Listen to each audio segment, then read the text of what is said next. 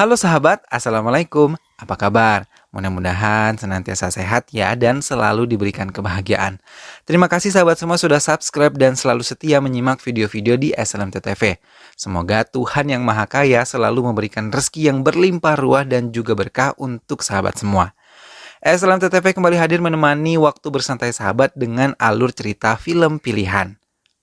Kali ini, SLMT TV akan bercerita tentang sebuah film yang berjudul Sadyam. Film ini menceritakan tentang pembalasan dendam seorang putri yang lemah lembut terhadap pembantai orang tuanya, sahabat serta kekasihnya. Ia adalah seorang wanita pemalu namun akhirnya mampu bangkit dan membalaskan dendam kepada orang yang telah merusak hidupnya. Bagaimana kisah selengkapnya? Saksikan alur ceritanya berikut ini ya. Sebelumnya, ingat selalu untuk klik like, comment, share, dan juga subscribe. Kalau sudah, tanpa berlama-lama, langsung saja ini dia alur ceritanya.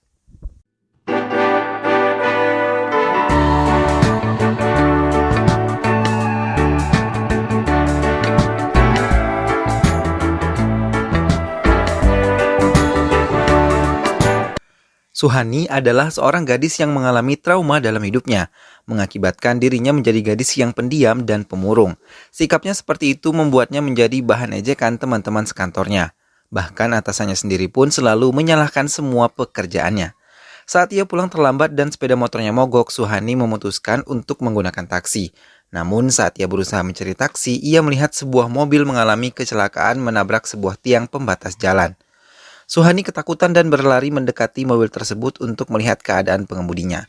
Suhani semakin ketakutan ketika melihat pengemudi itu berlumuran darah di bagian wajahnya. Ia terluka saat wajahnya menghantam setir mobil. Pengendara itu menyebutkan nama sebuah penginapan yang ada di sekitar jalan tersebut. Suhani memberanikan diri menolong pria tersebut. Ia memanggil seorang dokter untuk memberikan pertolongan. Setelah sadar, pria tersebut merasa sedikit terkejut. Ia telah dirawat dengan baik. Suhani datang setelah melihat pria tersebut telah sadar. Ia mengatakan bahwa besok Suhani akan membawa pria tersebut ke rumah sakit untuk dicek lebih lanjut. Suhani kembali ke dapur dan membuatkan segelas susu untuk pria tersebut.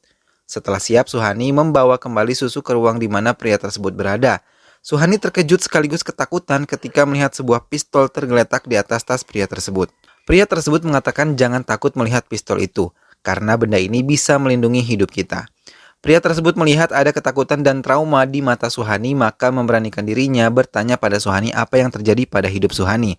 Suhani mengatakan hidupnya penuh dengan ketakutan hingga menimbulkan dendam di hati Suhani.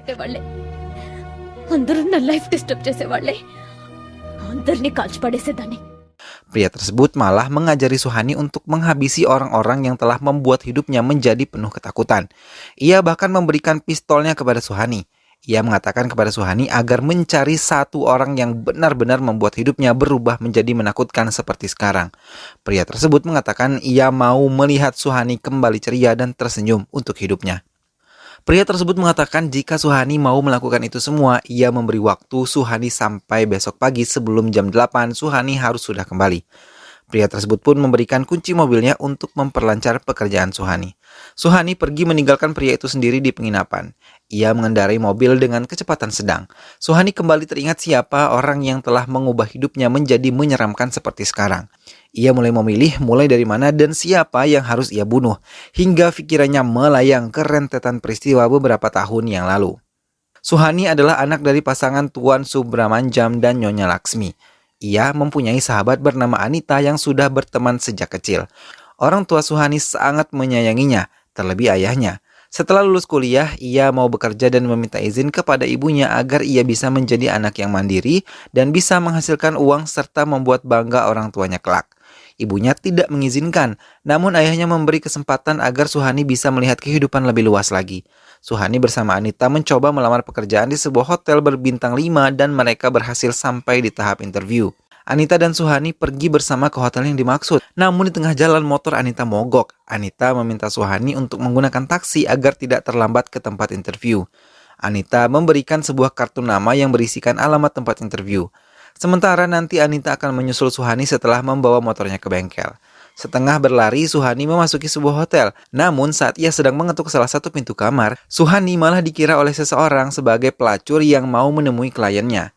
Suhani mencoba menjelaskan namun polisi tersebut tidak menghiraukannya dan membawanya beserta beberapa gadis lain yang juga tertangkap di hotel tersebut. Suhani dibawa ke kantor polisi bersama dengan gadis-gadis yang lain. Sampai di kantor polisi, Suhani mencoba menjelaskan bahwa ia benar-benar datang untuk mengikuti interview. Ayah Suhani dan Anita telah tiba di kantor polisi. Dengan cepat, Suhani meminta pembelaan pada Anita karena Anita yang ia pikir mampu menyelamatkan dirinya. Namun tanpa diduga, Anita tidak mengakui dirinya lah yang memberikan kartu nama tersebut. Bahkan ia mengatakan tidak tahu menahu tentang interview yang akan dijalani oleh Suhani. Mendengar itu semua, Suhani terpaku. Ia tidak menyangka sahabatnya sendiri mampu berkata bohong seperti itu. Ayah Suhani juga memberikan pembelaan untuk putri kesayangannya. Namun polisi tidak menghiraukannya. Hingga datanglah seorang polisi yang menyelidiki kehidupan Suhani. Ia mengatakan Suhani berasal dari keluarga baik-baik. Maka polisi itu pun melepaskan Suhani. Ayah dan ibunya di rumah sangat sedih karena hampir saja Suhani terjebak dalam kehidupan kelam. Sementara Suhani menemui Anita menanyakan alasannya berbohong di kantor polisi. Tanpa diduga, Anita mengatakan ia iri atas kehidupan Suhani selama ini. Mendengar itu semua, Suhani merasa sedih karena dikhianati dengan temannya sendiri. Suhani hanya bisa menangis sementara Anita meninggalkannya begitu saja. Maka mobil yang dikendarai Suhani diputuskan untuk berhenti di rumah Anita. Suhani memutuskan akan menembak Anita sebagai balas dendam. Namun saat Suhani menarik pelatuk pistolnya ke arah Anita, Suhani gagal. Karena panik, ia tergugup saat ibu Anita keluar mau menutup pintu gerbang. Ibu Anita mendekati Suhani dan meminta ia masuk menemui Anita. Ibu Anita mengatakan Anita mengalami gangguan jiwa dan hampir gila. Ia selalu berkata sendiri dan berdiri di balkon rumah sambil berteriak-teriak. Ibu Anita mengatakan itu semua karena ia telah bekerja sama dengan direktur Hotel Bintang 5 tempatnya bekerja untuk menjebak Suhani. Namun malah ia diperkosa dan dirusak hidupnya oleh pemilik hotel tersebut hingga ayah Anita tidak kuat menanggung malu akhirnya meninggal. Sedangkan Anita tidak kuat menanggung semuanya membuat Anita menjadi depresi. Ibu Anita menangis mengakhiri ceritanya. Sedang Suhani tidak kuat mendengar cerita yang menyedihkan sahabatnya, memilihnya meninggalkan rumah Anita. Suhani kembali meneruskan perjalanan kemana lagi ia akan pergi. Kemudian ia teringat seseorang saat melihat mobil berplat AP748. Namun pikirannya melayang. Suhani dengan wajah berseri mengabari keluarganya bahwa ia telah diterima bekerja di sebuah perusahaan. Ayahnya membelikan 1 unit sepeda motor agar memudahkan Suhani bekerja. Suhani membawa motor barunya ke kuil untuk mendapat keberkahan. Namun di kuil Suhani diganggu oleh beberapa pemuda. Namun ia ditolong oleh seorang pemuda tampan.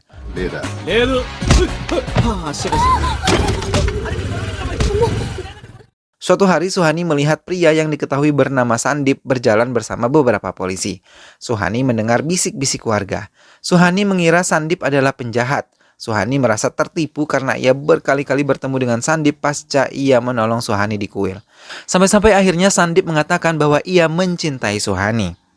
Suhani yang mengikuti mobil terjebak di pemeriksaan kendaraan oleh polisi. Suhani ketakutan ketika polisi memeriksa mobilnya. Ia takut polisi akan menemukan pistolnya.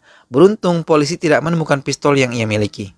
Setelah menjauh dari tempat pemeriksaan, Suhani menghentikan mobilnya dan mengingat-ingat di mana ia meletakkan pistolnya. Kemudian, ia teringat telah menjatuhkannya di halaman rumah Anita. Dengan cepat, Suhani kembali ke rumah Anita dan mengambil pistol yang masih berada di tempat terjatuh tadi. Suhani kembali melanjutkan perjalanan. Peristiwa yang lalu dalam hidupnya pun kembali melintas. Suhani mengingat-ingat tingkah konyol Sandip untuk mendapatkan cinta Suhani. Ia memenuhi balon-balon dan kartu ucapan cinta di kantor Suhani. Hingga hal tersebut membuat atasan Suhani menjadi marah. Karena merasa dipermalukan, Suhani pergi menuju rumah Sandip. Dengan terburu-buru, Suhani masuk ke rumah Sandip.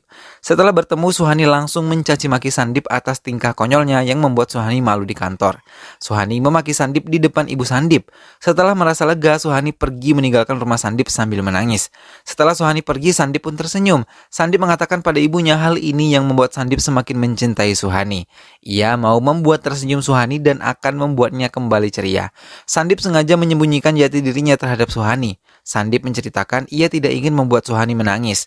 Namun saat Sandip mau berkata lebih lanjut, Sandip terkejut melihat Suhani kembali ke rumahnya. Suhani hanya akan mengambil kunci motor yang terjatuh di rumah Sandip. Suhani yang mendengar cerita Sandip mengubah hatinya. Ia mulai membuka hatinya untuk Sandip. Suhani dan Sandip akhirnya berpacaran. Sandip mulai menunjukkan jati dirinya. Ia adalah pemilik perusahaan di mana Suhani bekerja.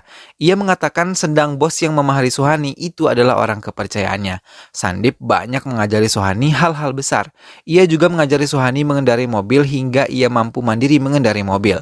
Sandip juga sering memberi kejutan-kejutan kecil hingga membuat Suhani menjadi sangat bahagia. Hingga suatu hari Suhani menangis menyesali karena ia telah melakukan kesalahan besar bersama Sandip yang seharusnya tidak mereka lakukan. Suhani berpikir ia telah mengecewakan keluarganya, terlebih ayahnya yang telah mengizinkannya bekerja dan memberinya tanggung jawab atas hidupnya. Namun sejak kejadian itu, Sandip menghilang, membuat Suhani berputus asa. Suhani menepiskan peristiwa yang telah lalu karena ia tahu kemana peluru pada pistol akan bersarang.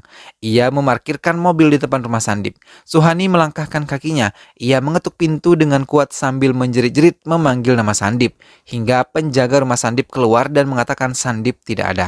Ia melangkahkan kakinya dengan cepat ke lantai 2. Suhani terus menggedor-gedor pintu kamar Sandip. Namun di bawah penjaga rumah Sandip mengatakan Sandip telah meninggal dunia. Dengan langkah gontai Suhani melangkahkan kakinya ke bawah dan memastikan apa yang ia dengar tidak salah. Penjaga rumah memberikan sebuah buku harian Sandip. Suhani membaca-baca isi buku tersebut dan melihat beberapa foto Sandip. Di buku tersebut, Sandip menuliskan betapa ia mencintai Suhani. Sandip juga mengakui kesalahan yang dilakukannya bersama Suhani.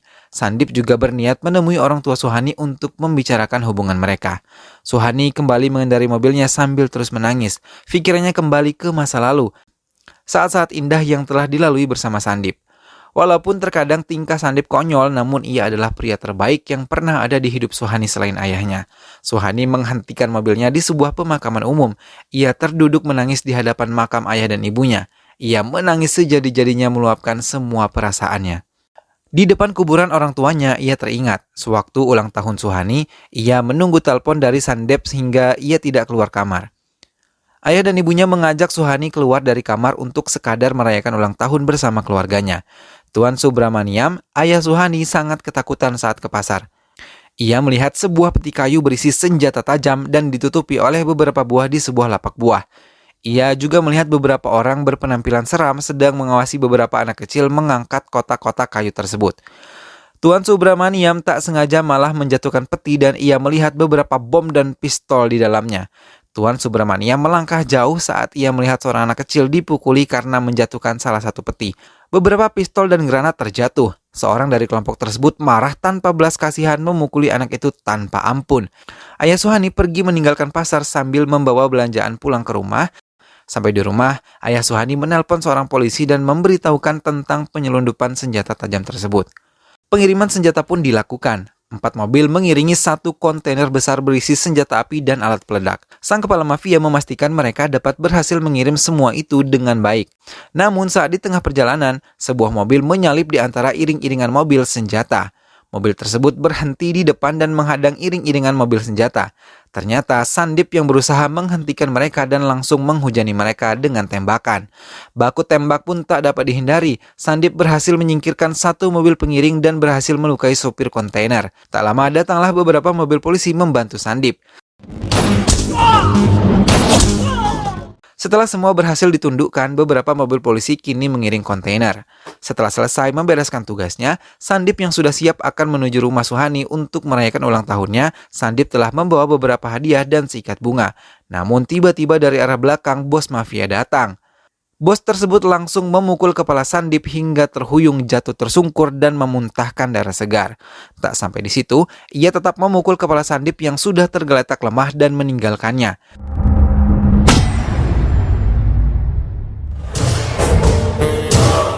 Suhani beserta orang tuanya berdoa di kuil memohon keberkahan di ulang tahun Suhani. Namun tiba-tiba di depan mata Suhani, orang tua Suhani dipenggal kepalanya hingga tewas di tempat. Darah segar menyiprat ke wajah Suhani. Ia menjerit meraung melihat kematian orang tuanya yang begitu tragis. Suhani terus menangis dan sejak saat itu hilang sudah kebahagiaan di mata Suhani. Suhani termenung di makam. Setelah meluapkan rasanya di depan makam kedua orang tuanya, Suhani tahu kemana harus melangkah. Ia kembali mengendarai mobilnya. Alunan musik beriringan dengan lenggak-lenggok penari bayaran yang dikelilingi pemuda-pemuda yang memegang botol minuman keras. Mereka mengikuti alunan musik sambil menikmati minuman hingga terbuai. Dua di antara mereka memisahkan diri. Suhani datang dan mencoba mengikuti mereka. Namun nahas karena kecerobohan mereka sendiri, mereka tertabrak mobil yang melintas di hadapan mereka hingga membuat mereka terluka parah. Suhani keluar dan menodongkan pistol, mencoba mengorek informasi siapa dalang dari pembunuhan orang tuanya. Dengan gemetar dan menahan marah, Suhani terus mendengarkan pengakuan dua pemuda tersebut. Di tempat lain, kematian Sandip sengaja dihembuskan untuk mengelabui para mafia, hingga bisa memulihkan kesehatan Sandip hingga benar-benar pulih. Namun Sandip yang mendengar samar-samar pembicaraan polisi langsung bangkit memaksakan tubuhnya yang lemah untuk bergerak. Semua anggota polisi yang berada di depan ruangannya terkejut melihat Sandip berjalan. Dengan menahan rasa sakit di kepalanya, Sandip memaksakan diri mengendarai sendiri mobilnya. Mobil Sandip berhenti di sebuah gudang dan menghajar seseorang yang tengah tertidur.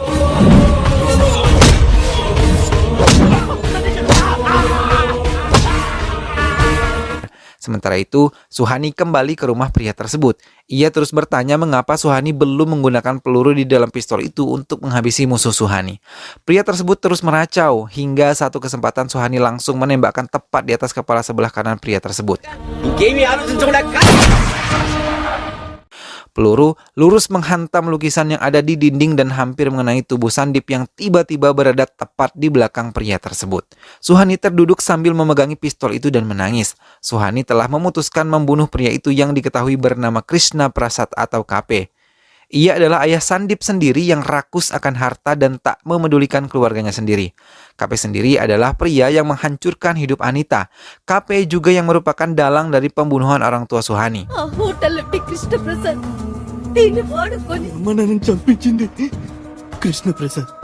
Semua ia dapatkan saat melakukan perjalanan mencari siapa sumber malapetaka dalam hidupnya.